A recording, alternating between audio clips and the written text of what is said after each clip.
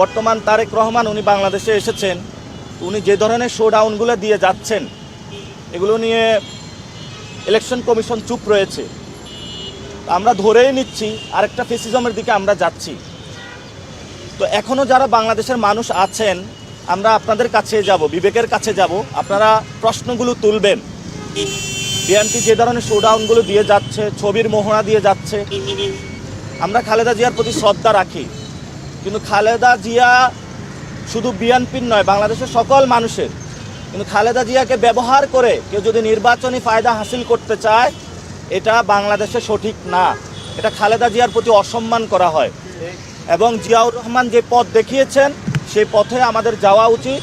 বাংলাদেশ পুনর্গঠনে উনি 19 দফা দাবি দিয়েছিলেন, যে 19 দফা দাবিতে অর্থনৈতিক বৈষম্য দূর করে কিভাবে বাংলাদেশ গঠন করা যায় সেই কথাগুলো বলেছেন।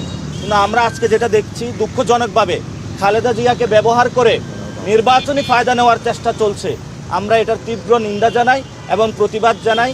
আমরা তো বারবার বলে আসছি যে তারেক রহমান যখন আসলেন, আমাদের অতি উৎসাহী কিছু বাহিনীর সদস্যরা তাকে প্রটোকল দেওয়ার চেষ্টা করলেন।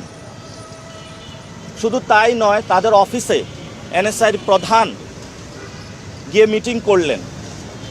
বিভিন্ন প্রশাসনের যারা কর্মকর্তা কর্মচারী রয়েছেন তারা অতি উৎসাহী হয়ে তাদের সাথে যোগাযোগ করলেন। এটা সরাসরি নির্বাচনী যে আচরণবিধি রয়েছে এটা লঙ্ঘন।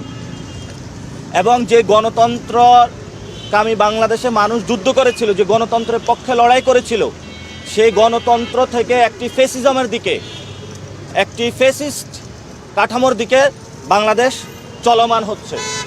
এজন্য আমরা সকলকে আহ্বান জানাবো, আইন শৃঙ্খলা বাহিনী কোনো দলীয় দাস হবেন না, আজাদির পক্ষে থাকবেন, কারো গোলাম হবেন না।